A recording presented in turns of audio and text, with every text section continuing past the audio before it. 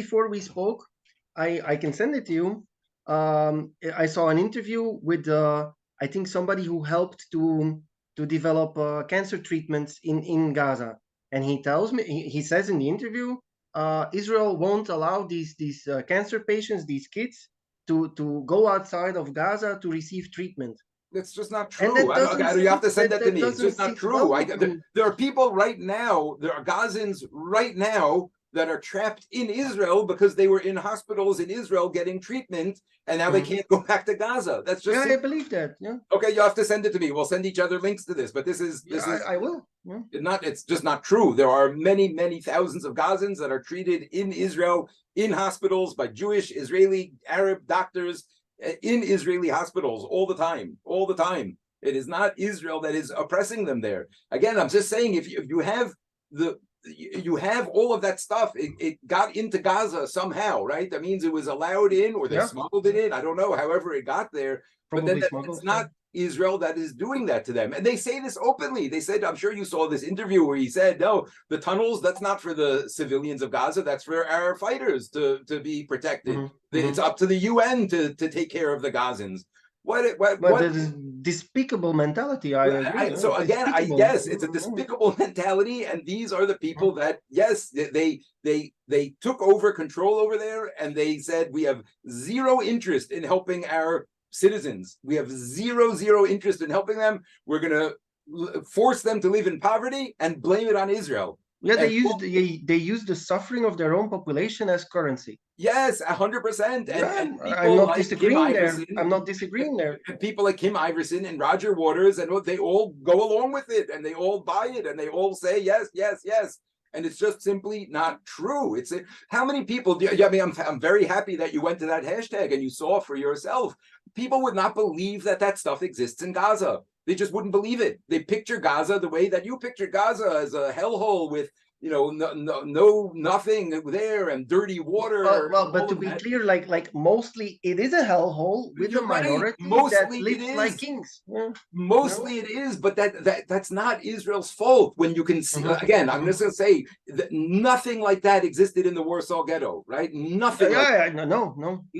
Because that's a real prison. That's a real ghetto. That's a real concentration camp. We're talking about a place where the rulers force them to live as if they're in a ghetto. Look, this is in many Arab countries like this. Qatar is like this. Many Arab countries run this way, where the rulers live in luxury and the people are poor and suffering and starving. This is not unique to Gaza, right? No. It's just that over here, Kim Iverson is not going to visit and make a video about that. No, I understand. I understand. It's just over here, because we could blame it on Israel, so they blame it on us. They have somebody that they could pretend it's our fault, but it's not. It is not our fault. And this has been going on for almost 20 years. People could have been shining a light on this. People could have been, publicizing this and showing, no, this is not what you think it is. Look around, look and see what's actually going on. Look and see that there's, 5-star restaurants and people wining and dining and leaving. Also, people can come and go and travel. The wealthy people in Gaza, they travel all around the world. They travel. Yeah, but most of them can't, right? You're right, but not because Israel imprisons them, because Hamas imprisons them. That's exactly the point. The fact that thousands of people do come and go, right? That it's not us who's keeping them there. It's their own people. It's their own. But before try to help me understand this. So before October 7th, if you are a regular family in Gaza and you want to visit Tel Aviv, can you? No, Tel Aviv you can't. No. Well, yeah, and you see, this sounds like a prison to me. Then why can't they visit Tel Aviv? Because there's one second. Let's just take a step back. 1 second. There were 20,000 Gazans every single day that had work permits, right? 20,000 Gazans every single day were coming into Israel, earning Israeli wages and making a living for them. Work permits for which they pay money. I know it costs money for them to get it. Could be. I don't know. I don't know. Quite a lot of money. I don't know. It costs quite a lot of money. In the West Bank, I talked to people and they cost money. I don't know. I don't know. I don't think Israel's making $1 million from the Gaza. No, that's not the point. It's not. I don't think it's the point to make money. I think it's the point to make it hard on them. I think that's the policy. In the West Bank, I saw again and again, I saw policies that I could only explain like, okay, They want to make life shitty here, so they will leave. Okay, well, we'll get to the West Bank in a minute. You're right. There's a lot to get to. There's a lot to get to over here. I know. I understand what you're saying, and I think again I'm going to say two things. There's a part of what you're saying that I agree with. I do agree with you that there are policies and there are things that are done that do go too far. I do agree with that. However, that's also not out of the blue. There's a context for that, and that developed I over agree time. there as well. Of course. You don't want buses to be blown up. I understand that. Yeah. There's a certain context over it. Okay, but let's just go back because we're going to too many open tabs over here. So so I will say, like what I said before. Yes, Gaza, the Hamas in Gaza, the way they took over and what they decided to do when they took over is because they are what you would call crazy. Because they have a mentality of violence and vengeance. And for them, they've said this explicitly now in interviews, it's much more important for them to be able to kill Israelis than it is to keep the Gazans happy and healthy and free. Sorry, my wife. Oh, hello.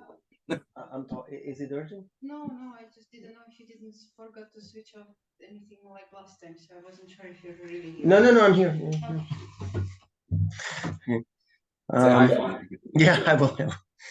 So I think that's what happened in Gaza. We were hoping, I think that they were hoping that it would be the Palestinian Authority would take over and turn it into something real, and then progress down the roadmap for peace. They could have had for 23 years, or they could have had a place. They could have had, well, that's before. That was Arafat 23 years ago who turned down the peace deal. But they could have turned it into something. Then you're right. Now, after they turned it into a terror, a terror base, and they attacked Israelis and they kidnapped Gilad Shalit and all of those things. And so then they set up a blockade because they're not going to let them just. And you see, even with the blockade, the amount of material that they have there to build hundreds of miles of tunnels and bases underground. How many mosques, how many hospitals, how many schools, how many roads could have been built with all of that? But that's not their priority. Clearly, it's not their priority. And they devoted all of it to what their priority is, which is to be able to wipe Israel off the map. That's their goal. That's what they're about. And that's what they're dedicated to.